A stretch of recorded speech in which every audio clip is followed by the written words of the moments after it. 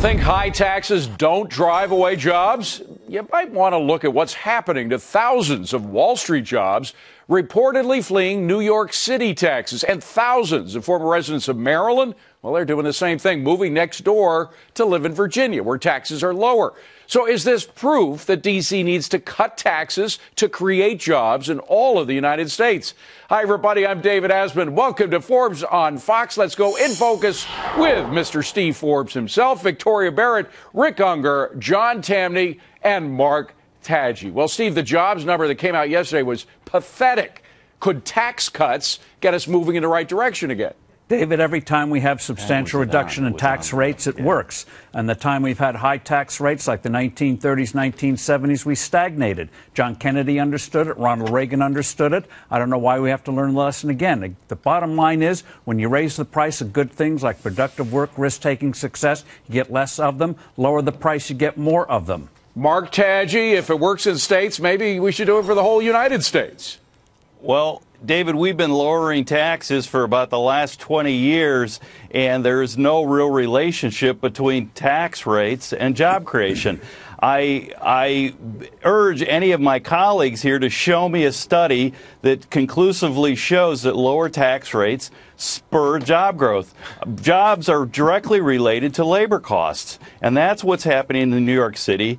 And I don't think the federal government has any influence on this at all. It's a state-level concern, a city-level concern. Okay, well, you know Mr. Steve Forbes loves statistics, and he's got a lot of studies for you, but we're not going to bore you with the numbers right now. Let's go to Victoria. No, Victoria, what do you think? Will lowering tax rates increase jobs?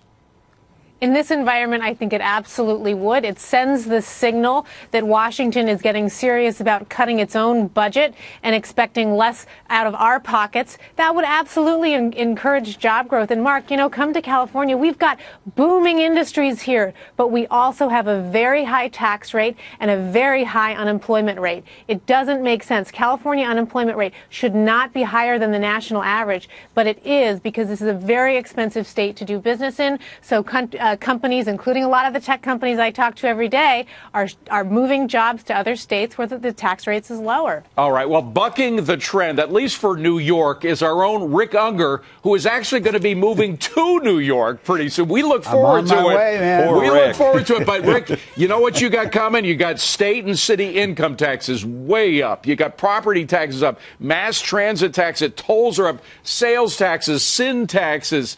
Be prepared, my friend. Maybe I better stay here in California. What do you think? I don't know. We want you here, but taxes are going to kill you. Listen, who among us doesn't wish this was true? None of us like paying taxes.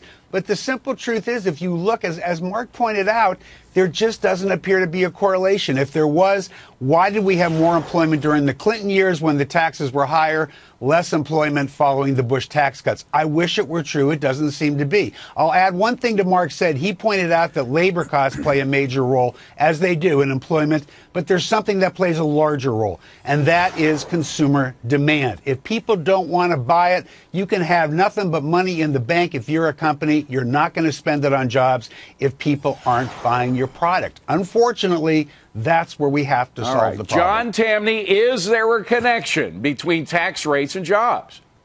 Yeah, I mean, this one's so basic. There are no companies and there are no jobs without investment. And so if you want to increase investment, logically you would take less from individuals out there working. I would just add to this that if you really want to boost job creation through the tax code, you've got to reduce the price of work and investment on those most able to create jobs. This is going to kill Rick, but you reduce it on the top 1%, the vital few in society who create the companies and invest in the companies that create the jobs. Steve, Mark Tatge said there is no known study connecting job growth with lower tax rates. What do you say? Well, let's look at the real world. In the 1960s, when the Kennedy tax cuts kicked in, we had a vibrant decade, much more vibrant than the 1960s. Japan, from 1950 to 1975, cut taxes every year. They grew at a 10% rate. Last 20 years, they've been raising taxes, going on spending binges, high unemployment, stagnation. France, same thing. Southern Europe, same thing. So you don't need a study. Just look at the real world. And Mark Tatge, one thing. Let's hold on a second, Mark, because we may not have had many tax increases in the past couple of years because of the recession, although President Obama's wanted them. But we have a whole list of new taxes coming in Obamacare, and that's weighing on the decisions of a lot of employers. Let's wait and see what happens. May I finish the question, please, Mark? That's weighing on a lot of businesses' decisions about whether or not to hire new workers.